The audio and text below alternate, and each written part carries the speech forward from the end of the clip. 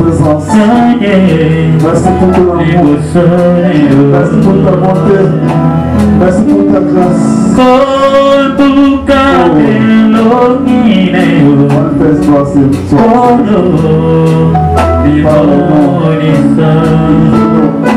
De nous consoler ce soir.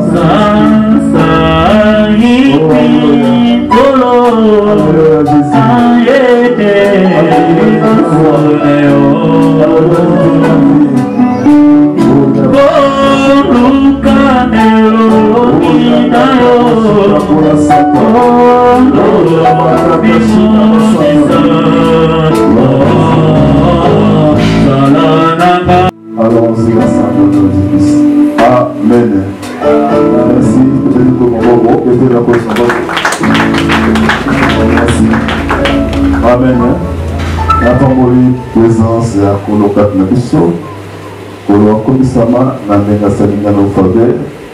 Na menga subi biso. Na menga bateli biso. Na menga kudeli biso. Ngolo na ye kat na biso eleki motoya. Alléluia. Alléluia. Biso batamuki to prepara mina bato. Nzambe apeso pema to pamboli. Apeso mbongo to pamboli. Apeso mabala to pamboli. Apeso mapango to pamboli. Mais de bon ça la réunion, on est là pardon. Alléluia. En retour, il faut peut-être honorer. Alléluia. Honorer, tourner dans le sens limité.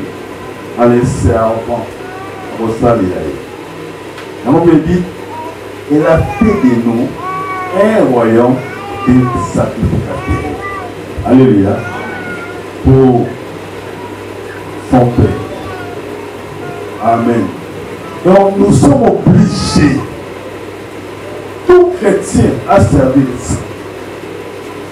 Si nous avons ça, nous ne pouvons pas honorer. Nous avons le communauté. Et la première façon d'honorer ensemble, c'est au temps de la sanctification. Pour que nous soyons, pour que nous soyons à cause de mon salaire, mais pour les non salamoté. On a monté des structures pour les non salamoté. On a fait des pauses après nous allons pour la yes pour salamoté. Dans mon salaire, on commandita. On a pour le bas sur la victoire pour prendre ensemble. On a aussi que dans notre alléluia. On a mis des cabatias dans la mode dans le sika. On va passer. Mais moi ça porte mes années parce que ça m'beka. Alléluia. Alléluia. Meka a onuraka ukozinaye anashwate. Alléluia. Voilà pourquoi le Saint-Esprit était venu. Hier, tu l'avais dit pourquoi l'Éternel Dieu souffla pour la deuxième fois. Tu l'avais qu'il avait soufflé pour la deuxième fois. On a à restaurer, à renouveler, à recréer, à dans un bon mot, Adam Olo Apoufaki. Il fallait ça deuxième Adam. Alléluia. À la modèle de Jésus-Christ. C'est bon. Hein? Alléluia. Parce que Jésus-Christ qui est le deuxième Adam. Alléluia. Mais ce qu'il faut plus surtout, il fait une fois. Il m'a donné à Jésus. Il faut qu'on m'en dénigre à Jésus. Mais pendant qu'on dénigre à Jésus, il fallait asseoir la soupe pour la deuxième fois. Voilà pourquoi le Saint-Esprit, qui est Dieu, alléluia, a porté le Moussala pour asseoir la Moussala. Et le Saint-Esprit qui est Dieu, il s'est fait chair à la Tinisoko, après le monde. Et avant la bateau, aller dans le bateau, arriver dans le bateau, après que l'homme mouille à moto. Avant moutou pamba, à nous qu'on moutou pamba, avec moutou à moto. L'homme était cher. Alléluia. Alléluia. Quand l'homme moutou à moto, il fallait aller à la solution pour sauver moto. Amen. Donc moutou fallait comme on a image dans ce qu'il y a là, c'est ça qu'il va. Là, tu vois qui? Cet esprit n'est pas n'importe qui. Il est Dieu. Amen. Hein? On dit Dieu ne peut rien à ma prédication. Si le Seigneur me permet de faire de l'autre pour m'enseignement. Pourquoi le passe de la gloire à Dieu? Qui est cet esprit? Définition. Le Saint-Esprit, selon moi, quand les théologiens disent que le Saint-Esprit est la troisième personne de la divinité. Alléluia. Bon, quand la personne est hiérarchie, côté hiérarchie déjà, donc vaut mieux ma. Amen. Là, on va théologie. Mais déjà, hiérarchie, on va troisième personne. Troisième. Un, deux, trois, donc à la troisième position. Donc là, donc vaut mieux ma. Mais selon Gaï, depuis ce moment, c'est ce qu'on a, nous avons compris ce qu'on a appelé.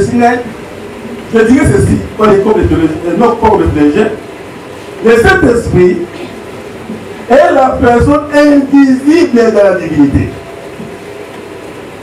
C'est bon, hein? Comment on va comment? Qui est le Saint-Esprit?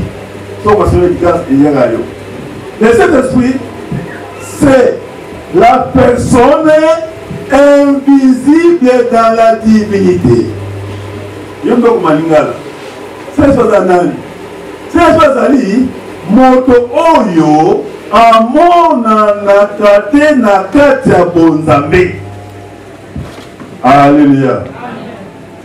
C'est ça le Saint-Esprit. Alléluia. Moto amona nakati ya bonzambe.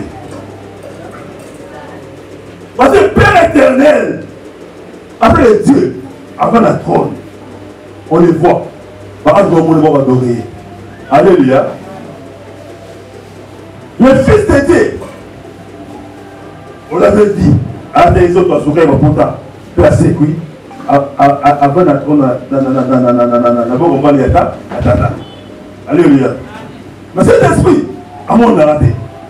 Quand je vois baptême à Yesu, nous avons souverain, il est Dieu. On va former un moto. Alléluia. On va former un Niama. On va former un Nzete. Il y a un moto. Je vois avec le lingue, il y a un Niama, pigeon. Pour honorer aussi les animaux. Pour un Niama, pigeon. Akitina les pécans à Yesu.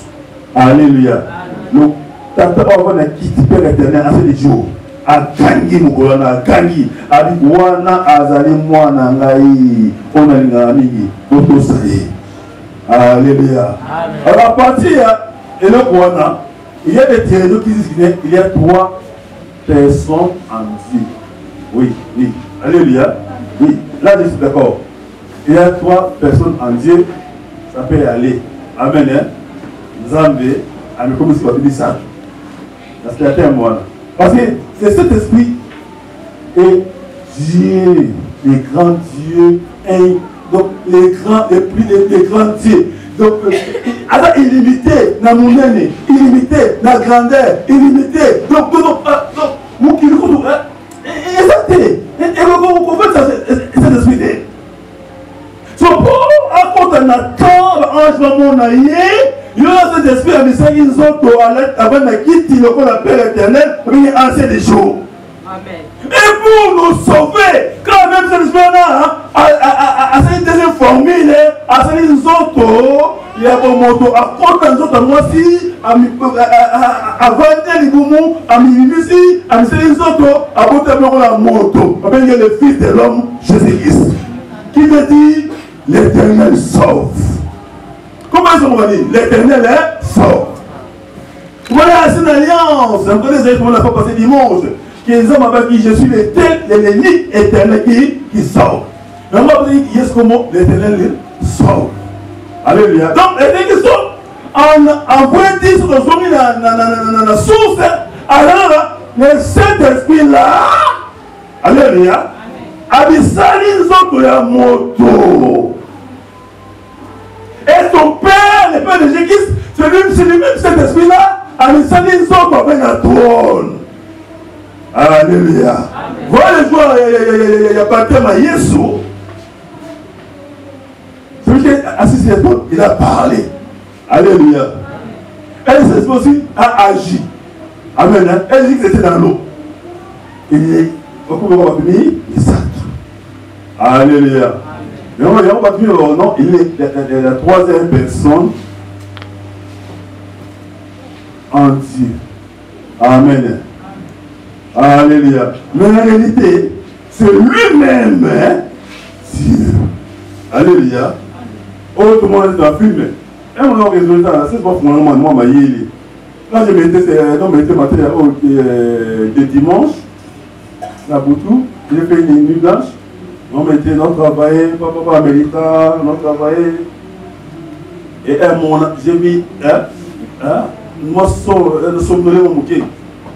Je suis somnolé là, je vais passer un mac. Là, je vais liquide. Maman dit, va passer là, on ne peut pas passer qui.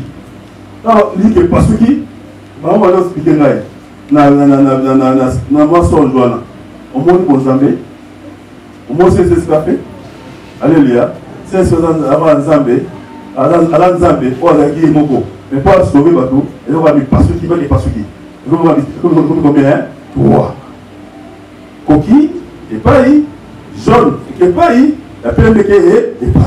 Mais à un moment donné, il dit pas de souci. Avec un message d'esprit. Alléluia. Alléluia. Donc c'est ça, Dieu. Mais moi, je sais qui on mon fils là. Moi, je suis premier à monter. Mais mon fils là, quand on a mon ensemble, à cause de je vais pardonner, dans cette égoïa. Alléluia. Et depuis que l'Église contre cet esprit, et ça va, ça va résister. Ça va rappeler, parce qu'il y a une voix douce. La carte de l'issue. Et je bénis l'Éternel parce que nous, les Africains, les Congolais, nous sommes bénis. Le total à Gonzambe à solo. Quand tu es pas amitié, on te dit comment ça m'aider. On se dit qu'on dit que ça m'a aidé. Oh, nous avons pas de banangaï. Nous avons pas monté banangaï. Tu m'as dit le gros Satan. Alléluia. Nous étions enseignés. Nous c'est cet esprit. Moi, il y a mis calmement. Je crois que tu peux canter pour le cahier. Alléluia. Mais s'il veut te parler comme le Père, hein, là il parle à voix de Nina. Là il parle comme Père. Alléluia. Oh, le Kito, mon pépé, on se connaît. Amen. Hein? Mais s'il te parle en tant que fils, on a dit, tout c'est avec beaucoup de compassion. Mais lui-même, à terre, il a plus ménagé. Là, il va, film tout le monde a des cas ça c'est naïo naïe et moi des cas probés et moi réalisateur c'est non hein à être terre yo ça la bonne boy et moi une histoire né à cette histoire voilà amen dans cette histoire voilà hein voilà ça c'est scénariste il a un système voilà alléluia comment va non après ça c'est non à terre et bon on devait la film là ça on a pu lever à terre. On a terre. Alléluia. C'est ça le Saint-Esprit. Amen. C'est ça Dieu. Dans notre dans la définition, on doit être autre chose. Dans la définition, le Saint-Esprit, c'est qui? C'est la personne qui? La personne invisible dans la divinité. Alléluia. Ou la personne invisible en Dieu. Le terme est simple. Amen. Hein? La personne invisible en Dieu ou la personne invisible dans la divinité. La bonne santé. Peu, banda à la tête qu'ils ont pas pigeon, peu, à la peu quoi dans l'autre. Oui, elle a souverain. C'est souvent à Oyape, à Bimélieu Péoué. À ces autres, nous font un mot. À Bimélieu sur le Saint-Esprit, il fait toujours au nom de Jésus-Christ pour les Jésus-Christ. Alléluia. S'il vient, on a cet esprit, il ne vient pas au nom de Jésus qui était mort, ressuscité, c'est qu'il est le diable. Il n'est pas le Saint-Esprit, il n'est pas Dieu. Et les choses qu'il vient, il vient au nom de Jésus. C'est pour honorer Jésus-Christ. Point barre. Alléluia. Amen. Parce que Jésus c'est lui-même. Lui-même c'est Jésus-Christ. Amen. Hein? Et honore Jésus. Il n'est pas n'importe qui. Et cet esprit est qui? Jean 4, verset 4, tout le monde. Alléluia. Tout le temps, on va passer. Tout le temps, on va une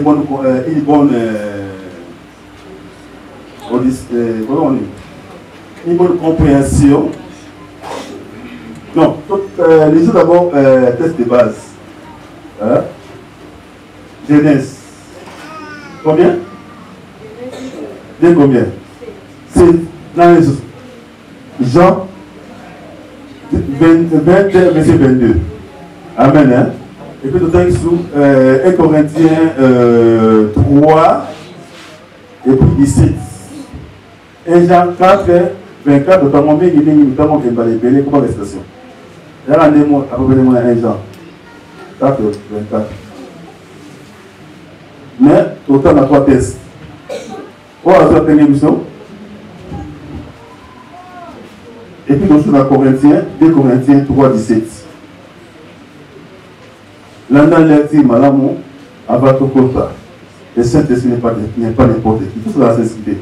Quand la personne c'est mon pépé. Oh, Adam Mouya, Adam mon pépé, Adam Mouya, ah oui, mon pépé, qui peut faire une chose à mon limon, qui peut faire une chose, Saint-Esprit, agis en Jésus. On est tout reposer cet esprit par ignorance. Alléluia. Amen. Non, c'est ça là. Non, il est Dieu. Alléluia. Avec respect. C'est appris cet esprit agit. Alléluia. S'il vous plaît, il ne peut pas agir. Avec respect. Mais ils ont pas comme la Torah, pas rabattre. Hein? Torah rabattre. Alléluia. Tu vas aller à la lettre, il y a une lettre, la lettre, c'est frio. Hein? On est à la lettre. On sait les règles, la lettre. Il y a pas qui va faire. Ah. Donc, un mot qu'on peut faire, un mot qu'on peut acheter. Elle c'est ça les gars, c'est moi. Moi aussi, moi, je vais acheter. Moi, je vais acheter. Amen. Il faut que je monte mal. Et on met dans cet esprit. Et ça a même ce comme un statut parfait de Jésus. Alléluia. Alléluia. Ça va dire qu'il dit Mangwa. Amen. Peuple limite au nom des paroles. Voilà. Et c'est ce que nous aide. Genèse 2, 7, j'ai le nom de Jésus. L'Éternel Dieu façonna l'homme. L'Éternel Dieu façonna, abolissi mon tout, arrangé mon tout, a vu m'appeler, a pesé mon forme, a témoin zolo, a témoin litoi, a témoin miso, a témoin pour toi barbe, des zones pas mouquet, a bon c'est ma barbe. Après. Avec la poussière de la terre, il souffla un souffle de vie dans ses narines. Appelez la zolo et qui connaît la qui. Et l'homme devient un être vivant. Un moto a connu au tambola, a connu au raisonner, a connu au souci dans ça là. Bête la colo yes mon bongo. Na lui donc voir la télé, on a la première, voilà. Mon a bien collé avec le parce que frère là. On a pas de frère, bangolo, kakao, makoso, o mipanzi o nini. Balunga, tu les as mosoté. Na banko bitu na ngote. Na sote wa problème na kwa kwa. Amen. Et na ko. Babi premier souffle, c'était ça. Pour mon doigt pour mon dos. À être vivant. Et comme je me dis hier, le diable était jaloux avant que mon doigt comme être vivant, bon zambé contre la moto. Tout le monde m'appelle Espérance, n'est-ce pas? Et c'est les hommes étaient assez banyama. À souffler qui?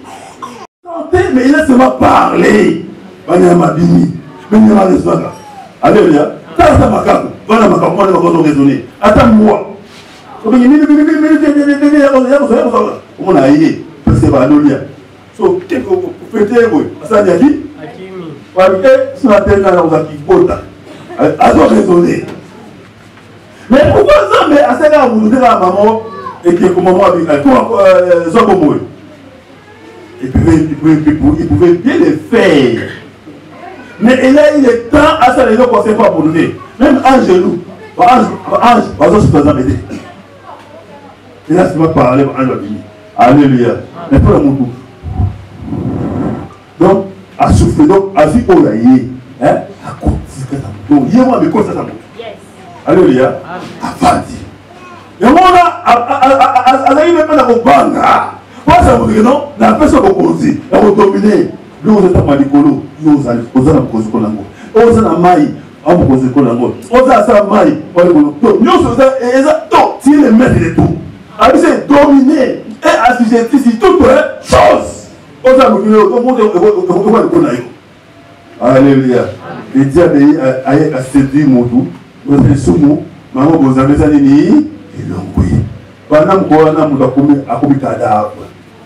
Vous avez les jours où tu mangeras cet arbre et je t'ai défendu, dis-moi. Et spirituellement, nous allons koufa. Malgré tout, nous avons autant de la mort spirituelle était devenue réelle. Alléluia. Après, cela a été poursuivi la mort ici. Alléluia. Amen. Mort physique est un corps de on a pris grave mort spirituelle. Alléluia. Alors, hier on a dit encore, je dis, nous avons à Betty Moto, à 16 jours, à 6 ange, un crapon sur le moto. Tout le monde va pas passer.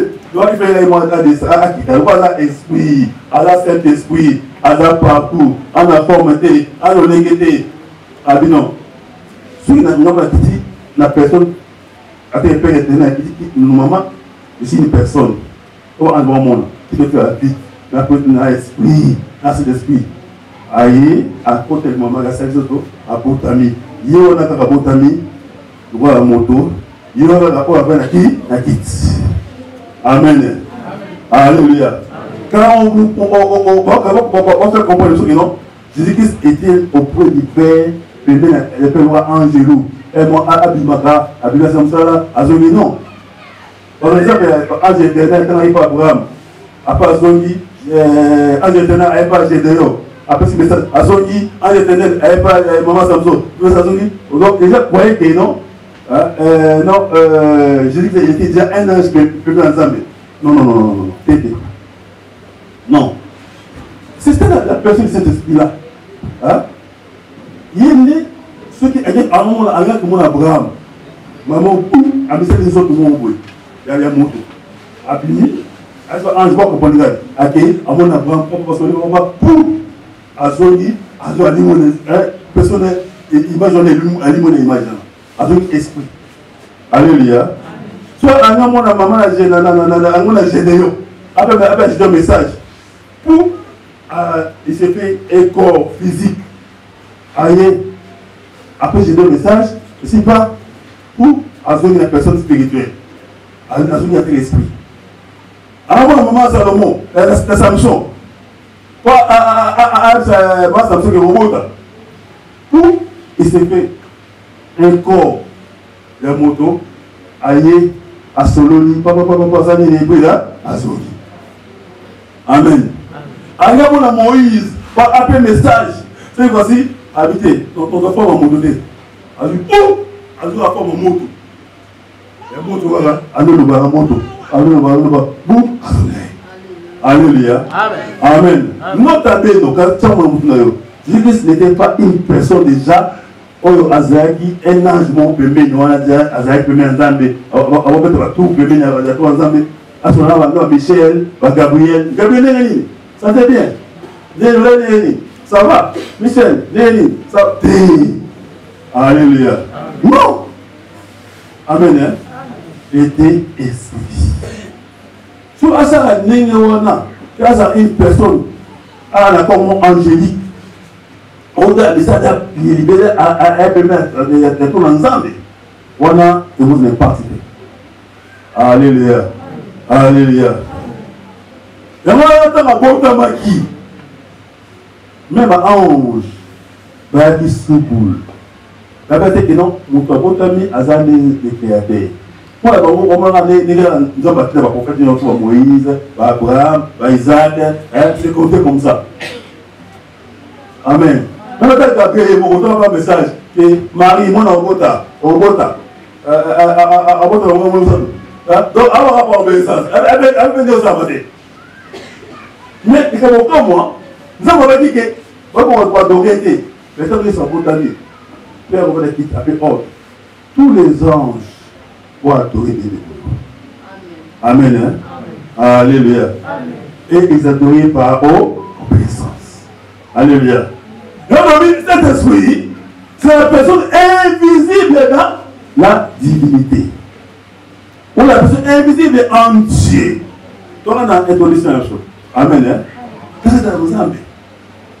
D'abord, tant que Yesu c'est bien éternel qui sauve, qui était là, en chair et annonce. Ça est plein. Allez là-bas, amen là-bas, allez là-bas, à Seigneur tout. Après, il va couper, à secouer, à couper, non, et non, on ne va pas mourir. Mon mari, c'est dit surtout, mais allez là, et on coupe. Il faut ça en mode asika. Alléluia. Alléluia. Alléluia. Et on spirituellement. Comme l'avait soufflé pour la première fois. Dans Eden, là, c'est pour la deuxième fois. Tangangola, dans Jean, le côté de la Là, je suis encore pour la deuxième fois. Et il dira, recevez le Saint-Esprit.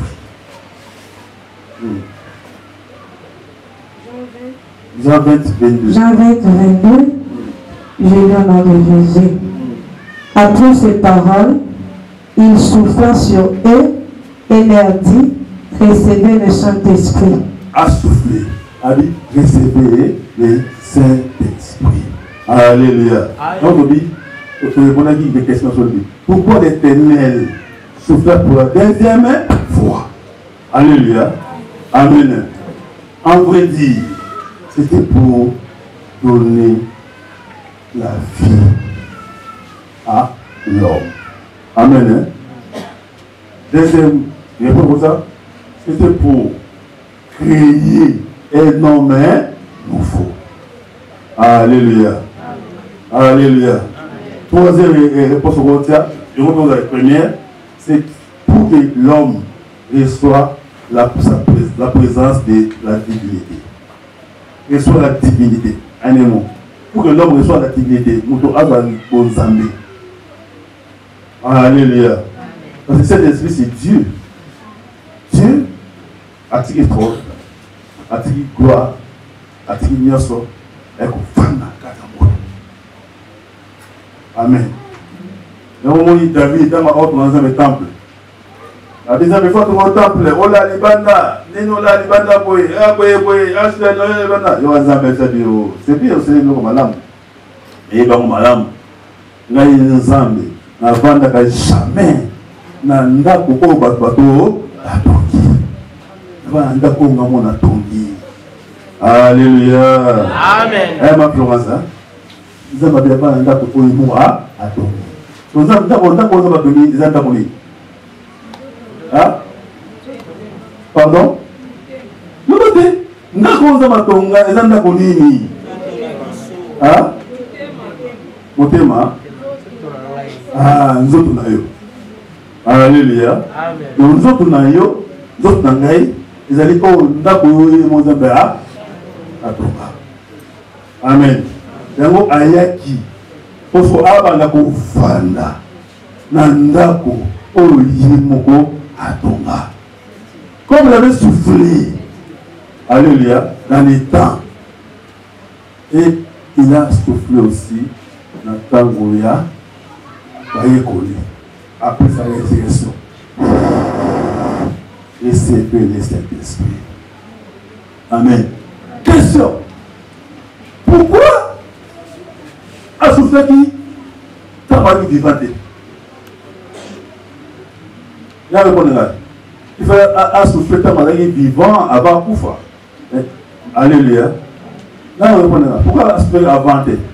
Là, c'est bien, non? Il faut souffler avant. Hein? Mais souffler avant. Azéra, à Koufa, non? Ma vie est tanguie, à sécu, et puis elle souffler. Il faut souffler, il ne peut pas porter. Quand on va en chair annonce. Hein? Pourquoi il n'a pas soufflé avant? Qui peut me répondre? Je pense que le professeur est bien. Oui? Oui, le papa. Hein? Ah, pas de Mounene, oui, c'est bon. Qui peut vous dire? Qui encore? Oui. Bon, alors le bas. Comment on a des gens libres? Oui. Oui, mais plus qu'on est là. Alors pas. Asifaki avante agosife tamakufa gire narita pour que Bible lobi alobe na bae que il est avantagé que je m'en ai pour que les consolateurs viennent. Ah, aide-moi bien. Oui, tu vas continuer. Hein? Oui, tu vas. Ah. Voilà, tobeteli serti na makolo, nyata makolo yeto. Betela serti na makolo, gloire à Jésus. Alléluia. Yo mona le onction. Quand le moment vous avez payé. Papa alobi. Tobeteli sokolo yeso mo makasi. Betela kolo yeso mo makasi. Yeso a soufflé qui a vanté. Il fait dans ma pila et tanga. Nzoko na biso oza ndaku na ye ezaki salite na bakova na ndaku oyo eza salite nani avant okota na ndaku na yo okasala nini okombi opangusi osokoli ekomi bien après oyokoseza sale. Alléluia. So eloko oyo ekoki kopurifie ndaku ya Nzambe koma propre nous avons la facilité pour banda, avec qualité, avec soloté, avec malesté, nous avons des maquilla. Alléluia. Ça maquilla. Nous avons voir la situation impossible. Mais moi, dans cette alliance, nous avons cet esprit. On va s'en aller. On va aller. À côté de la prophète. Papa. À ce que ce soit pour la scène, nous sommes prophètes. Vous, assez abîmé. Alléluia. Et moi, je ne sais pas dit. Papa, abîmé. Donc, dans ça, c'est ça. Et c'est ça, mon monde, c'est ça, avant d'être caractère permanent. Un temps, à ce côté là, on monte à solo, ça veut dire que Adam n'a pas d'intérêt. Pour tout ça, Moussa, et s'il n'y a pas, abîmé. Avant, ce soir, ça, Moussa, abîmé. Ah, pas abîmé. Alléluia. C'était comme ça. Mais, il fallait m'accueillir ça. Alléluia. Bible dit, même après exemple là, Moïse, dans Moïse a dit tabernacle. À ça, tabernacle. Allez, Moïse, ça veut dire que donc, il faut ça sanctifier. Allez, Zoma qui là. Zoma. Allez, purifiez-moi. Et Moïse a dit, Makila a dit, a purifié tabernacle. Comme ça, gloire à Dieu et mon quital. Alléluia. Alléluia. Gloire pour les écrits selon la loi. Alléluia. Soit les fleurs du sang, il n'y a pas de problème des péchés. Amen. Il y a un moment où il pour tout le monde belé. Maintenant, il y a quelqu'un qui belé, quand il a belé. Spirituellement, et peut-être qui va vase, non, soit ensemble, il a purifié. Alléluia. Oui, Péto. Donc, on va Jésus en tant que Seigneur et Sauveur. Toi, on a dit que Jésus a dit mon esprit qui s'est nangaï. Après, moi, mon nangaï. Akufaki, Asekwaki, Azarabomoy. N'importe Lilo, avec mon consommateur qui s'est nangaï. Directement, Alléluia. Et Pétoli. Nakwana, Pétoli, Sosani, Yaki. Alléluia. Amen. Depuis le jour où il y a sa souffrance qui est couleur, cet esprit, alléluia, a comment il couleur, monsieur Nignon. Alors, moyen pour la porte à côté. Alléluia. Mettez la coloyer sur ma boque, ma casse. Mettez mon ensemble, ma boque, ma casse. Mettez la Saint-Esprit, ma boque. Saint-Esprit, vous allez nous saper. Cet esprit a dit bouillaté, cet esprit a maïté, cet esprit a dit répété, cet esprit a dit montoté, cet esprit a m'affouté, cet esprit a influencé, cet esprit a dit vous répéter, azan bouillaté, azan dégueté, mais azali nzambé. Alléluia. Et ce n'est pas n'importe quel nzambé, un grand H, un grand D. Azan inférieur ni la père, ni la fils. Comme le fils n'a payé ni la père, ni la fils. Parce qu'on a dit, Alléluia. Et on a d'abord des personnes, on va toujours appeler ça. On va dire non, c'est la troisième personne, la divinité. Alléluia. On va dire le sens one. Amen. Alléluia.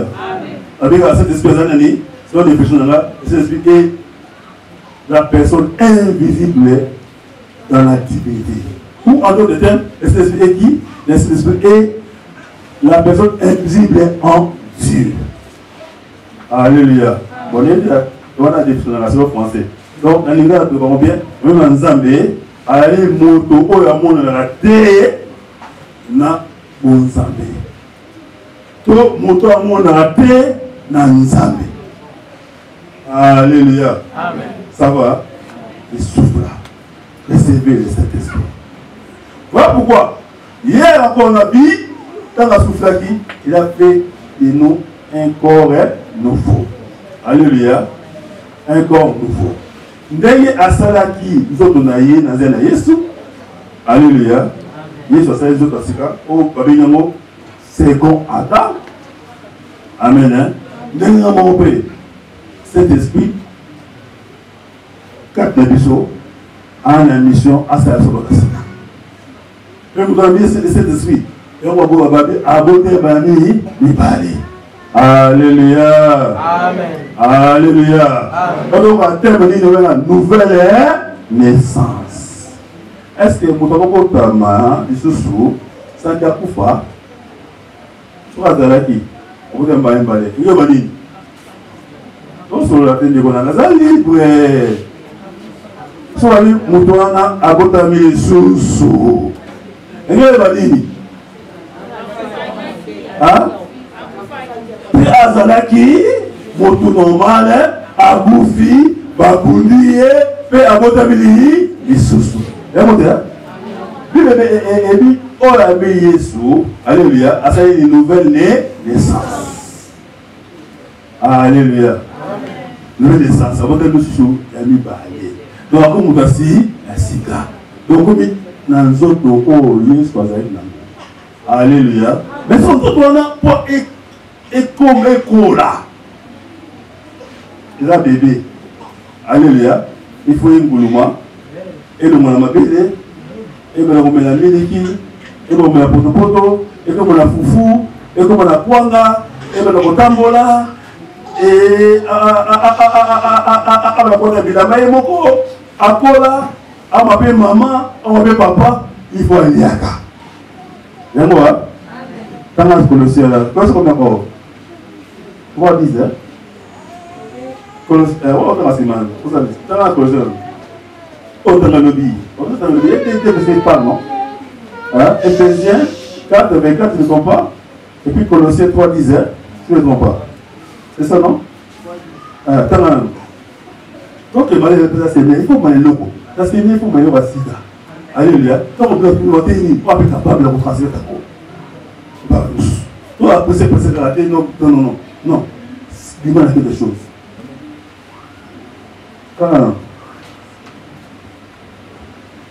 Colossiens 3:10, je lis au nom de Jésus. Amen. Vous avez revêtu l'homme nouveau. Qui se renouvelle pour parvenir à la vraie connaissance. Ah, Moutoua Sika, à comment toujours Sika, à Kolaka. Assez nouvelle akolaka azora makasi akolaka azora makasi nani ni banela pour parvenir à la vraie connaissance conforme. Une seconde. Attends une seconde. Une seconde.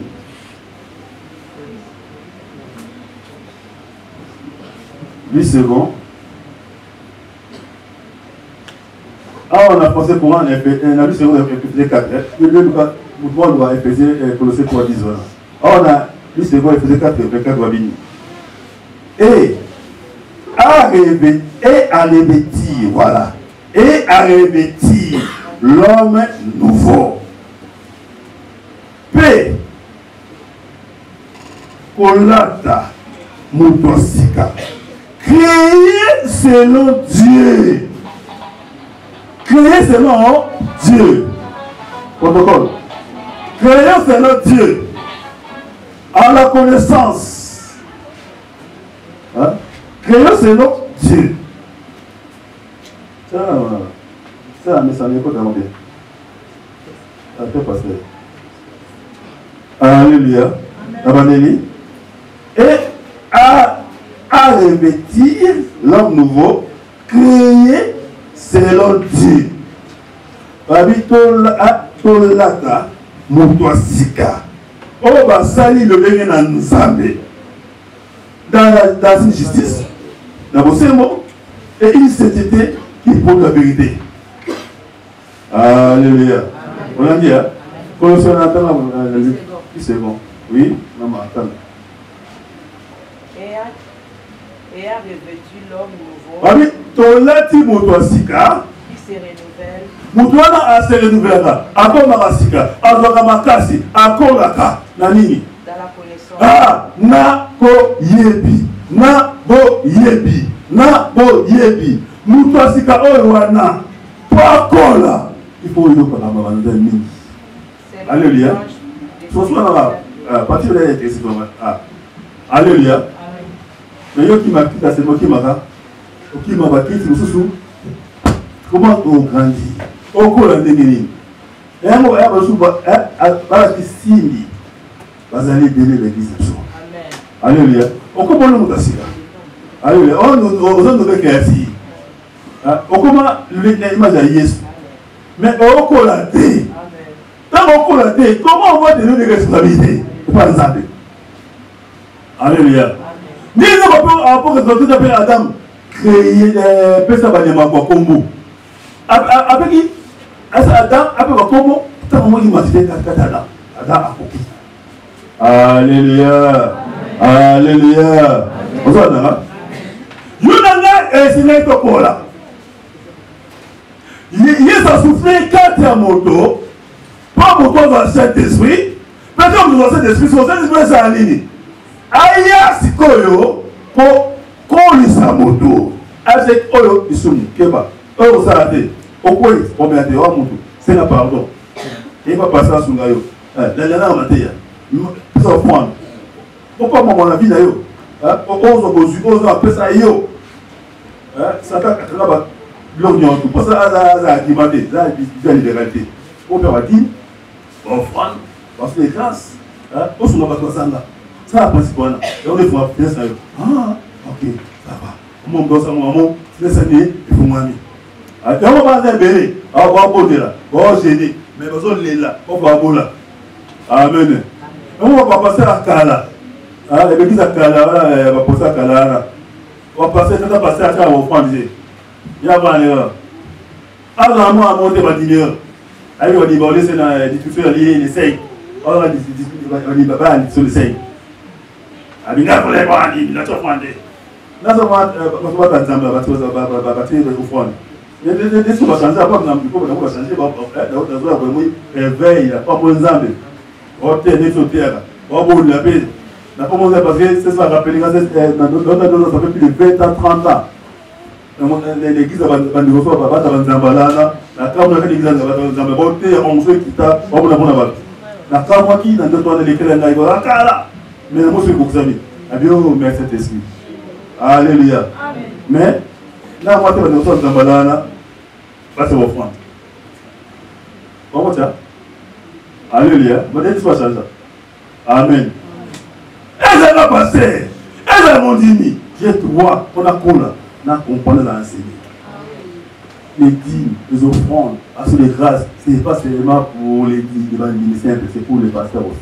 Pas ça dans mon dit. Alléluia. Amen. Mais ce que c'est l'anniversaire de Nangaï. Les vidéos d'anniversaire de Nangaï, 50 ans Nangaï. Alléluia. Quand on verra une anda pour vraiment un anda pour un anda pour le moment qui est un anda. On a prié à battre. Là, on va faire là. Et puis, pourquoi vous avez gaz à la chambre? On a fait la chambre, on a fait le gaz dans la gaz. On a fait pasteur, oh oui, j'ai droit, il y a un principe pour la cola, n'a pas maman. Alléluia. Et maintenant, il y a un président décisionnaire. On ne va pas dire, attends, il y a décisionnaire. Attends, la première, attends, les 5 on peut s'attendre. Oh, mais attends, c'est où là? Amen. Amen. Il me voit avec elle. Amen. passer, tu vas passer. Alléluia. C'est ça la vie. Nous sommes nouveaux. À renouveler par la connaissance. La connaissance. Il faut avoir la prospérité. Pour la prospérité, la prospérité, c'est pas dire qu'on est riche, tout le monde ne peut pas être riche. Non, non, non. Alléluia. Tout le monde ne peut pas être riche. Là, c'est vrai. Alléluia. Si vous avez riche, vous avez une entreprise, engager Moutou, Moutou pas engager, à boss, à pas on est avec tout cas. Alléluia. Moutou est riche. Pourquoi les amis? Non, on va dire, moi, pas, aussi moi, pas. On va dire, moi, là-bas, aussi moi, là-bas. On va dire, on va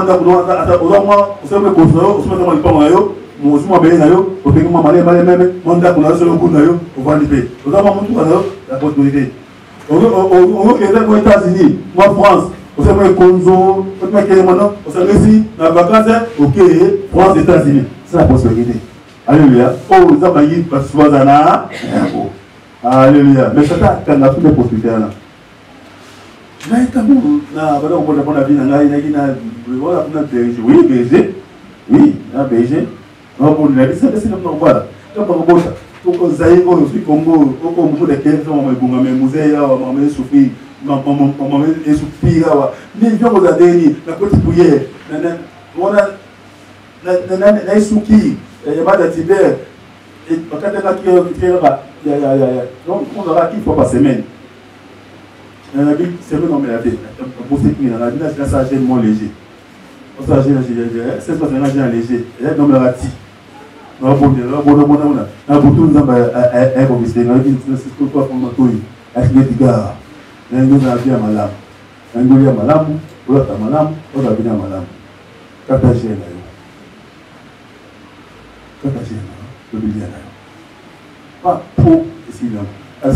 le monde. On va attendre la catégorie, on va côté comme prier dans l'Haïti, dans le Sud-Est, on va dans zone qui anda, anda pour la ligne, on attend dans le Mugabwe, tout dans la vie, va te prendre. Et tu gars, soit personne, 1000 francs libre, le mois 100 francs en ligne. On va taper le mois 2000 francs, le mois 10 francs en ligne. Ok, madame, ok, madame, dans mon souffrir, dans mon lit bandam. Alléluia. Et après, on a ma moussanini, on va nous malema, la santé que l'on a qui, et on va nous faire. La tête que l'on a fait, on va ballon au caméra de Oka. La paix avec le frère de l'homme, mon tête de maïs, il m'a compté la chambre, du coup, Bilamba, veste, bébé, ça va se faire, pas mis on les autres. Alléluia. Et je dois t'aller à mon maman, dans le comme qui, Nénéni, on dit pour te tirer, on dit c'est un Tindia, on dit toi Tindia, et tu me piques toi Tindia. Alléluia. Donc pourquoi? Quand on a enseigné, on a mais c'est pas pour la connaissance. On a ainsi l'éternel. Alléluia. C'est ça. Mais l'homme nouveau, c'est le nouvel par la connaissance. Alléluia. Tant que vous alléluia. Voilà l'importance de l'esprit d'abord mon émission. Amen, ma biso. Et moi, il s'appelle qui? Mais cet esprit viendra. Alléluia. Il viendra. Il prendra tout ce qui est à moi. Il va vous donner. Alors, nous sommes en paix, ça dit non. Mais à vous rappeler, nous sommes cachés. Comment on a laissé noter? Il n'y a pas passé les bidons. Il sera toujours avec vous. C'est le consolateur. Comment on va passer à construire le bidon? Dans le pays, on va construire, mais dans un bidon. Compliqué. Dans le pays, on va construire, mais dans un bidon. Par quoi? Par cet esprit. Alléluia. Alléluia. Pourquoi on a dit? On a pour tout ça, on va l'engager. On a pour tout ça, on va l'engager. Naï Yesu. Na tata l'engager, Père éternel, en ces jours, on va être au noir. Tokotika lola doit pouvoir la carte na payer en commandant qu'on a dit la maison. Non, est-ce que le sera vide? Est-ce qu'il t'entend de sera vide? Est-ce qu'on a un moment sur ce? Voilà, on a un maïs. So, ils sont à la carte de la. Non. C'est un enfant de Dieu. à cause de cet esprit. Cet esprit à cause de son sang. Et cet esprit, le Dieu Tout-Puissant, qui est Jésus-Christ, avait soufflé sur toi. Et depuis qu'il a soufflé sur toi, depuis qu'il a parlé sur Massia, au coma, nous sommes ensemble. Au coma, nous sommes ensemble. Au coma, nous sommes ensemble. Pourquoi? Parce que vous êtes ensemble à mon à la carte. Oh, à Simbio, à Simbizambe. Oh, à Findio, à Finzambe. Oh, à Modio, à Modizambe. Oh, à Teme, à Temezambe. Oh, à Pomolio, à Pomozambe. Oh, à Tombolio, à Tomozambe. Oh, à Tomolam, à Tenzambe, Bolam. Oh, à Tamabe, à Tenzambe. Oh, à Moutayo, à Moutizambe. Amen. C'est voilà, les autres, chez les faibles, on va faire faiblesse, on va dater, oui, ils arrivent. Voilà, les autres, mais quelles sont tes faiblesses? C'est ma ticoté. C'est ma ticoté. C'est ma ticoté. Là, on se dit, avec juste avec vous. Tous les jours, tous les jours, tous les jours, jusqu'à la fin du monde. On va se dire, ok, ça est libre. Ça là, oh, ça m'a monté maintenant. Mais ils ont pour la gloire de Dieu. Et quand tu fais quelque chose pour la gloire de Dieu, pour la gloire de Dieu, ils vont voir qu'il y a un. Amen. Voilà pour ma bonne abonnement à commander. Voilà pour ma bonne abonnement à commander. Oh Jésus, attaquez-nous pour Apoufati. Mais attaquez l'esprit, il est mort. Il est allé prêcher aux morts. Alléluia. Alléluia. Alléluia. Et à continuer. Donc on a un espoir. Continuez l'espoir. Tout la tape pendant 5 minutes. Tout le monde ensemble, moi tape pendant 5 minutes. Tout les mains. Pour aux amis. Quand je suis là, comme ensemble, pour essayer, n'a pas de bon moyen. Pour essayer, n'a pas de casse à prière. Pour essayer, n'a pas de pécio. Comme on a mon continent, comme on a cette bonne loya. Bonne rendez-vous.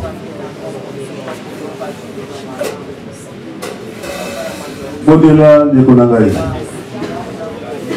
Comme on a Zambenayo. Comme ça, Kolonayo. Alléluia. Alléluia. Alléluia. Merci. Oh, Dieu merveilleux éternel. Aux hommes là. Oh, Dieu merveilleux.